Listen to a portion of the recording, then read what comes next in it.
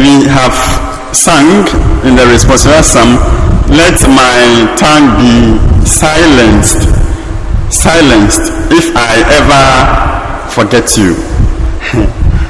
Please, do you understand those words? Let my tongue, your tongue, be what? Silenced. If you ever, that may be for once. For if you ever forget him, you. Of course, the you is God. As you heard the first reading, the Israelites had a similar situation. The book, the reading from Chronicles that we heard this evening, the first reading, is a summary of the life of the Israelites, their rise and fall. They were always forgetting God's. They have said this already, anyway, that let my tongue be silenced if I ever forget you. They kept forgetting the Lord. They kept forgetting the Lord. They kept forgetting the Lord. So we have heard in the first one today that the punishment, the outcome of forgetting the Lord was that they were captured as slaves and taken away. We have sung today, if I ever forget you, let my tongue be silenced. We began Lent about 26 days ago. Have you forgotten the Lord? Have you sinned yet? In the last 26 days, have you sinned yet? Then all of us, our tongues should be silenced. Our tongues should be silenced. Because we have forgotten him already. In 26 days, we have forgotten him. Anytime we sin, we have forgotten him. Our tongues must be silenced.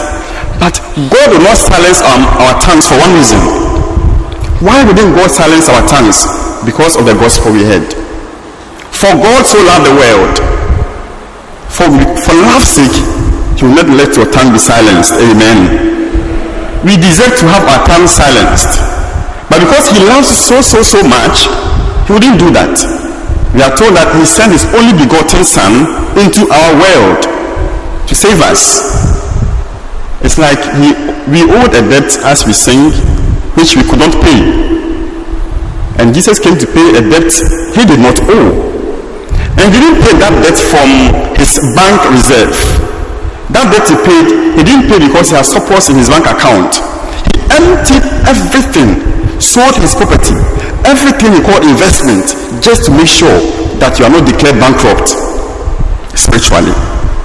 That is God's only begotten son. God goes to the extent of giving up everything for you, just for you. And for that sake, your tongue will not be silenced. Amen.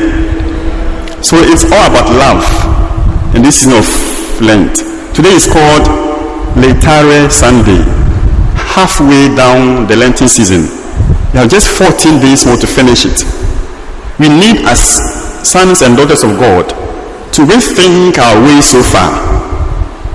To be holier, to pray more, to fast more. After these 14 days, this grace will be gone away from us. I recently read the story of 3 university students who had closed from lectures and were going back to their house. They needed to catch the evening train. And so down the subway, as they were trying to catch the train, the first one was one ahead, there was a boy selling some apples down the subway. So the one who was leading them, his leg happened to hit the tree and then all the apples on the floor. So he still ran away and then entered the train. Then the second boy also saw that, then he managed to find his way through, not stepping on the apples, and then got onto a train. Then came the third boy. This third boy, when he got there, seeing the apples on the floor, he stopped. They were in a hurry anyway. The train, you have to catch it. So he stopped and then thought, okay, then he picked them up and put them together on the tree and then put them in front of the boy. The boy was still sitting down there. Put them in front of the boy.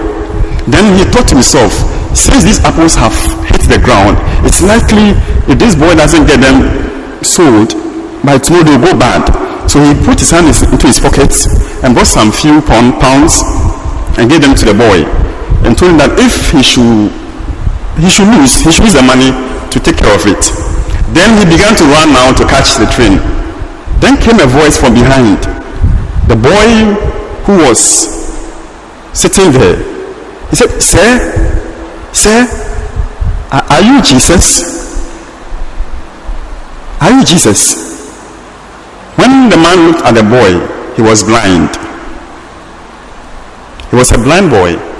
So there was no way he could even go around pick his own apples. He thanked God that he decided to stay and show that boy love. But the question the boy asked him should be the question we should ask ourselves. Are you Jesus? Are you Jesus? That is the Lenten spirit, that we should be like Jesus is. Of course, a bell is not a bell until it is rung. A song is not a song until it is sung. And love is not love until it is given away. May God help us to give away love. Amen.